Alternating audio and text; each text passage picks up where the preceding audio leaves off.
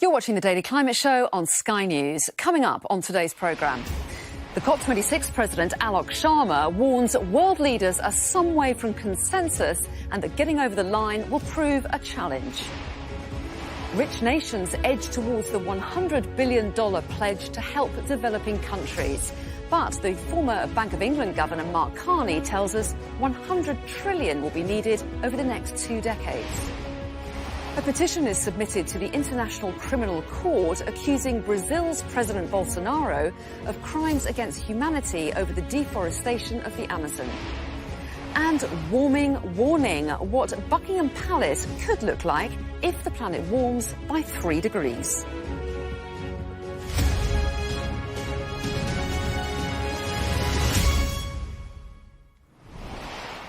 Hello and welcome to the UK's only daily climate news show, where we track the changes happening to our world right now and challenge those coming up with the solutions. There are now just 20 days to go until the COP26 summit begins, and today its president delivered a sobering message and a rallying call. Speaking in Paris, Alok Sharma admitted that any agreement was still some way off, and he called on every country to play its part in Glasgow, insisting that the world will succeed or fail as one. In London and Milan, we saw progress, but we are still some way off consensus. And I want to be frank, it will be a challenging task to get us over the line. So as I said to ministers in Italy, we must all come to COP armed with the currency of compromise, because the world will not understand if 6 years on we still cannot reach agreement on these issues in Glasgow. There was more positive news from Mr. Sharma when he revealed that richer nations were edging towards finally fulfilling the $100 billion a year pledge to help developing nations cope with the effects of climate change. He also addressed what comes next in terms of financing a greener future. The Paris Agreement set us on a path to transform all global financial flows to deliver a green and sustainable economy. So as well as delivering public finance, we need to unleash trillions of dollars of private finance to transition to a greener world. And I'm pleased to see the success of the Glasgow Financial Alliance for Net Zero, led by Mark Carney and others. This now represents over $90 trillion in assets. It's an enormous achievement. The next step is to ensure that some of this money is channeled into developing countries to scale up green, resilient infrastructure. Well, you heard Mr. Sharma mention Mark Carney there, and today the former Bank of England governor, who's now back in Canada, was interviewed for Sky News' Big Ideas Live, the first of a series of in-person events focusing on business and the economy as the UK emerges from the pandemic. He told the audience in Rotherham just how huge the scale of the finance needed will be in the future. So the first thing to say is, for anyone coming to this new or not following it day to day, the numbers are absolutely enormous. So what you're asking about is, as you know, $100 billion a year. This was a pledge of the rich countries basically to help the poorer countries, developing economies, with the transition. It was made 10 years ago in Copenhagen, and we haven't met it yet. And it's one of the key objectives for the UK for Glasgow, for COP, is to get to that number.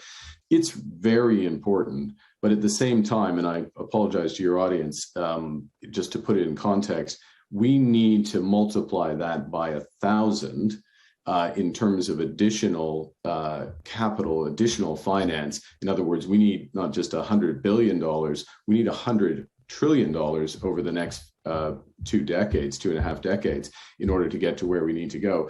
And the point that we've recognized very early on is that's only going to come from the private sector. Well, Mr. Carney was speaking to my colleague Samantha Washington, who told us what else she'd asked him about.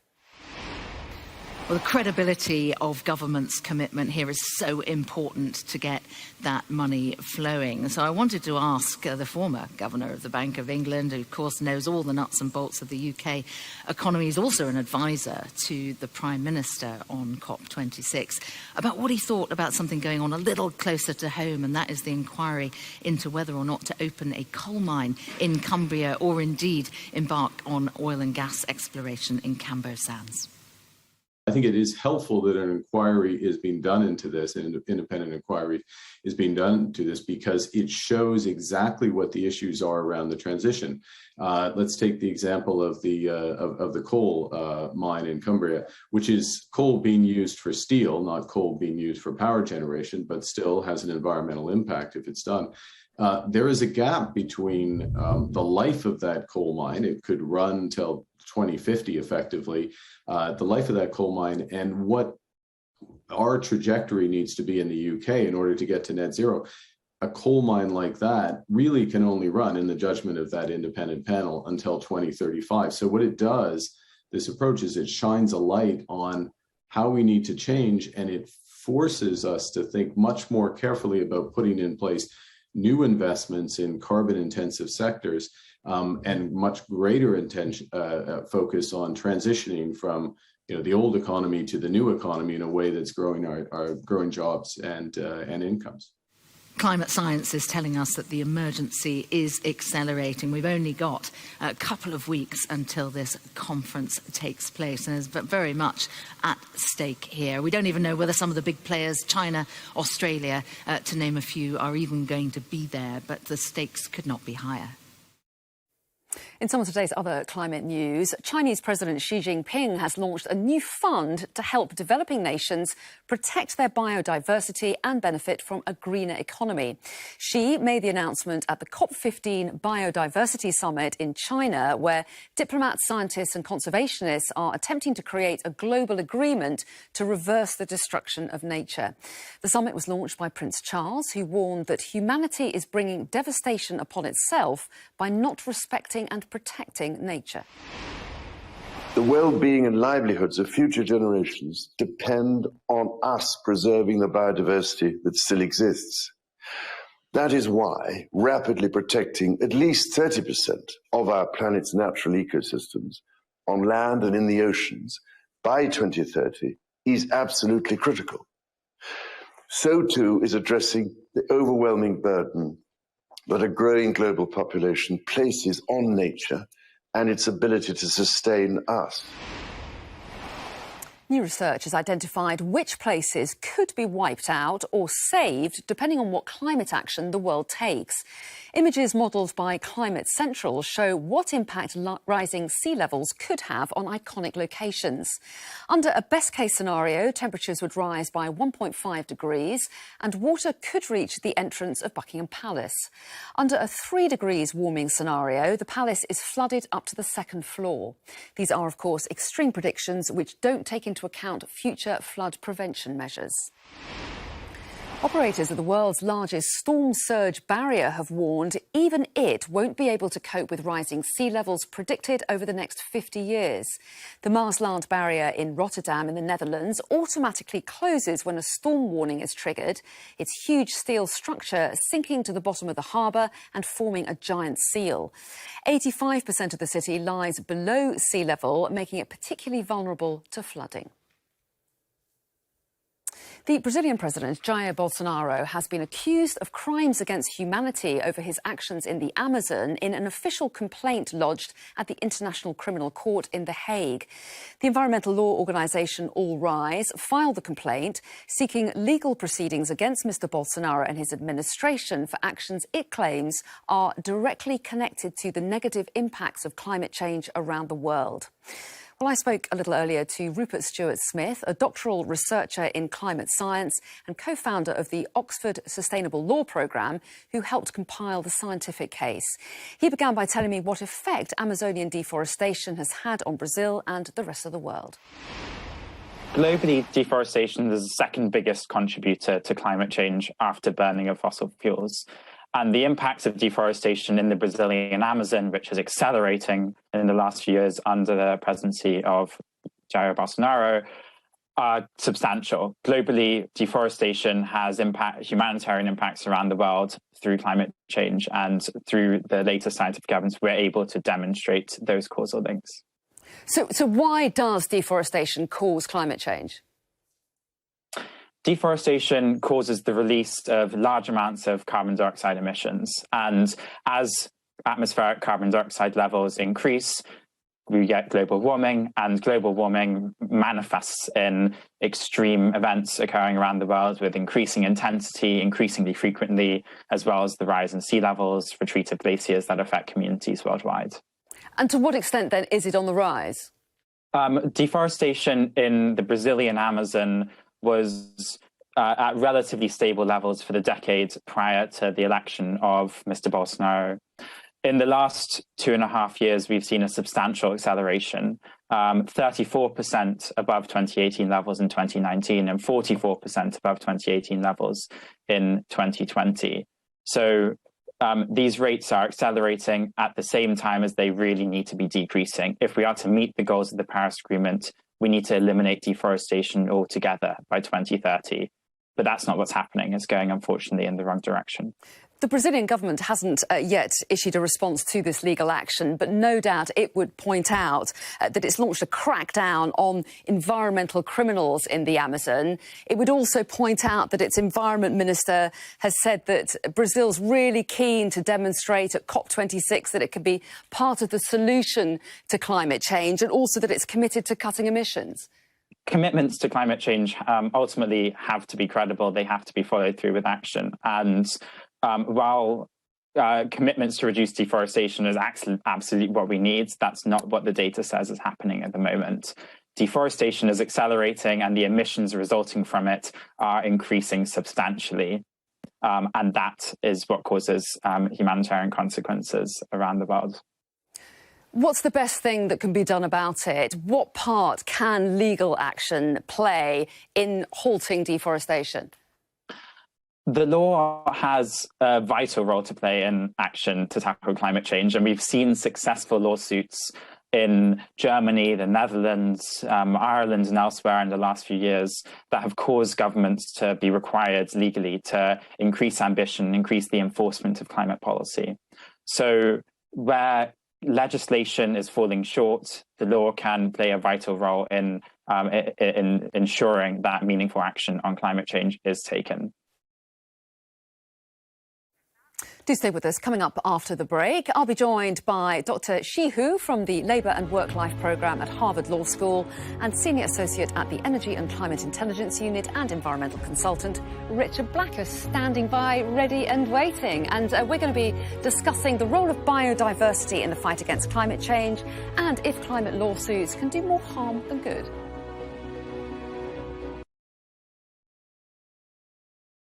I think it's an important moment for the G20, a group of economically rich countries and politically influential countries, to get together and, to a large extent, get beyond the emotion associated with the way in which things fell apart in Afghanistan just 2 months ago, and to focus on some of the key issues which confront all of us, whether we like it or not. And those include the fight against terror. And ironically, we're going to have to engage with the Taliban because at the moment they are the only power on the ground in Afghanistan who can confront ISIS. It's going to include a conversation, I hope, about rights, in particular of women, and about aid and engaging to support the population there. The Taliban have not been invited to the table, and I think that would have been very unusual, and I would never have expected it. But I think that what all the leaders of the G20 need to recognise now is that without actually stating that the Taliban is a legitimate government per se, for operational reasons, there is every need to engage with the Taliban on a day-to-day basis. And I think increasingly now that's starting to happen. And that is a good thing if indeed the United Kingdom and other countries wish to stay engaged in a very important part of the world. Remember that Afghanistan is just south of Russia, just west of China, east of Iran and north of Pakistan and India. So this is a crucial part of the world, and the UK and other countries in the West certainly want to stay engaged. Well, I dealt with the Taliban for over 3 years on a very regular basis, both outside the country and inside the country. And I have to say, and this may sound unusual, but it's a group with whom one can have a conversation and where there is a certain amount of clarity I am not surprised by some of the measures that the Taliban are taking at the moment, including preventing teenage girls from attending school. This is something that none of us want to see, but we need to engage in a conversation with the Taliban on that type of an issue. And if we stay away, we can't.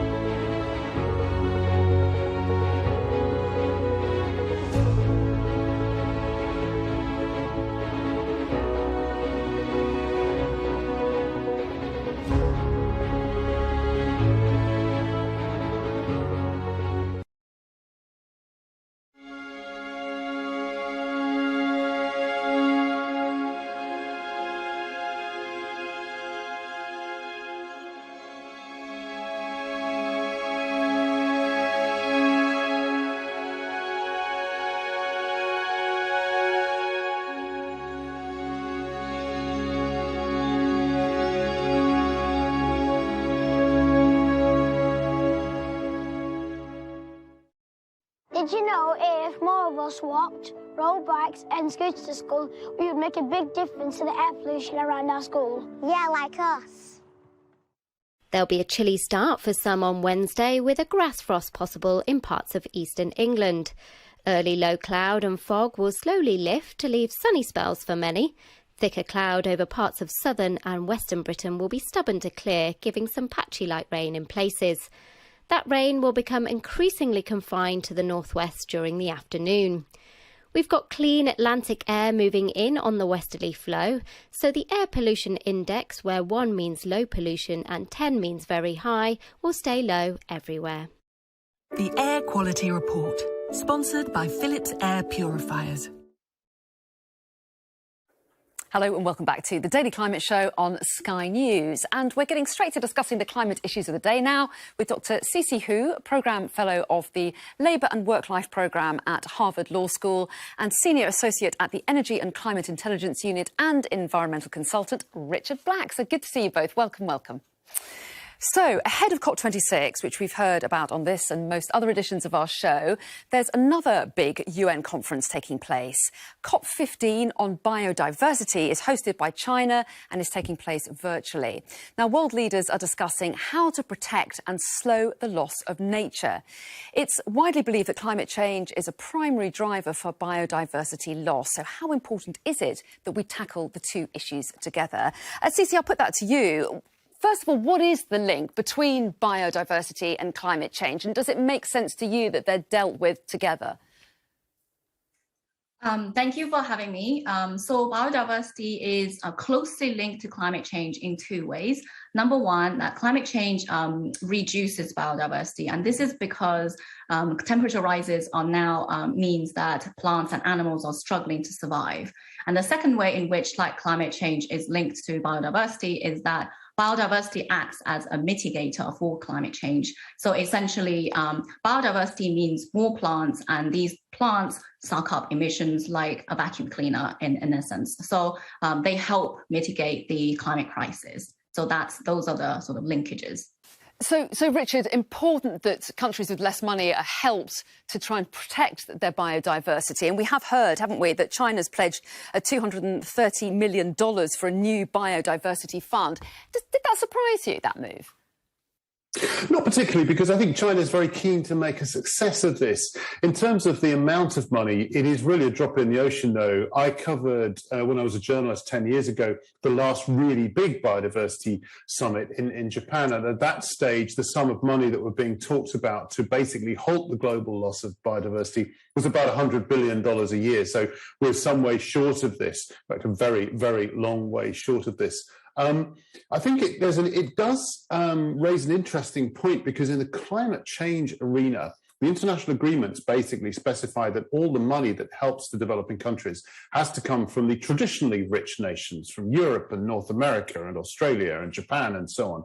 So by China putting this forward, we may be, seeing the start of a discussion about whether some of the newly enriching nations, China, Saudi Arabia, Qatar, some of the others, actually should be putting their hands in their pockets also for climate change damages. Well, yes, and on that subject of climate finance, CC, there's been a big debate about why the money hasn't been forthcoming quickly enough. I mean, is there enough money going towards biodiversity, or is it seen as the poor relation somehow? Yeah, I think money is very important, and there needs to be more. But I really think the issue here is, in terms of biodiversity and climate change, is that we have not really linked human activities with biodiversity. And by that, I mean that basically human activities are the key drivers to biodiversity loss, but we don't really know exactly how our investment decisions or business decisions are actually having a proper outcome on biodiversity. So I would like to highlight ways in which we can make that link. And one example is a EU regulation, which is called the EU Taxonomy Regulation Act, which was brought in last year. But basically what they do is that they link economic activities with proper biodiversity outcomes. So if you're an investor, if you're business people, you are going to invest in a place where there is biodiversity problems, you wouldn't know. So this is the kind of mechanisms that we need in developing countries to really help them with the decision-making process, in addition to financial support. OK, let's move on to our second topic now, because the number of lawsuits over climate change has more than doubled over the last 6 years as environmental groups use courts to pressure governments and companies to act. And there have been some notable successes. In 2019, the Dutch Supreme Court ruled in favour of climate activists who demanded action from the government. More recently, gas company Shell was ordered to cut its worldwide emissions by 45% in the next decade. But what happens when environmentalists lose, and does it cause more harm than good? Richard, to you first of all, how effective is is litigation in tackling climate change? There has been a rise in lawsuits around the world, haven't there? I think 1,896 cases have been filed, but do many of them actually make a difference? I think very few of them actually make a difference in terms of reducing emissions. I think the two that you mentioned there, Anna, are by far the two standout cases here. They can also make a difference in other ways, of course, by creating publicity, creating awareness, shining a light on what's going on. We've just had a case, for example, in Scotland about proposed new oil development, which lost, but nevertheless has helped escalate the issue up the agenda. I think at other times, though, if the badly judged case can do more harm than good for a number of reasons. One is that if you get a court ruling against you saying that a project you're opposing is legal, well, then you have it now from the judges that it is legal. So you kind of lost that one, and the developers have something to fall back on that they didn't have before. At times, it can also be a bit divisive. And in the case of Mr. Bolsonaro, I'm not sure anything is really going to work with him. Part of his political persona is that he's defending ordinary Brazilians' interests against the outside world that wants to tell Brazil what to do. So it's hard to see that even if he loses, this particular one would have a vast amount of impact. Siti, what do you think? Do you think the fact that action is taken against an individual, against a company, against the government, even if it's not successful, it has some benefit because it raises awareness? What's your take on it?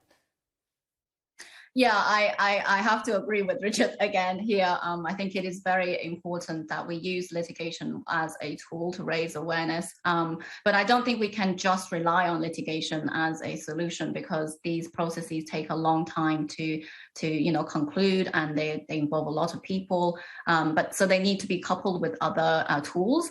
But what I would say is that I think we need to do a lot more research on how litigation actually impacts environmental climate outcomes. It's about how which litigation measures actually was effective in reducing a certain amount of emissions, or which ones were not. So we can have a learning session on how best to design litigative measures in order to achieve the outcomes that we want. Richard, very briefly, that is a point. It takes a long time, doesn't it? And everyone keeps saying we haven't got very much time to sort this out. We haven't got much time. Yeah, I think Cici made an extremely good point. Yeah, I think Cici made an extremely good point there. Court cases do take action. On the other hand, when they come out well, like the Urgenda one in Holland, you get very quick action. So like Cici said, I'm going to agree with her totally. Learn the lessons, make the call, pursue smart litigation, not unsmart litigation. OK, Richard Black, Cici Hu, always good to see you both. Thanks very much indeed. Do stay tuned here on Sky News. Coming up, the damning report that describes the government's handling of the COVID pandemic as one of the UK's worst ever public health failures. That's coming up on Sky News tonight. I'll be back tomorrow. See you then.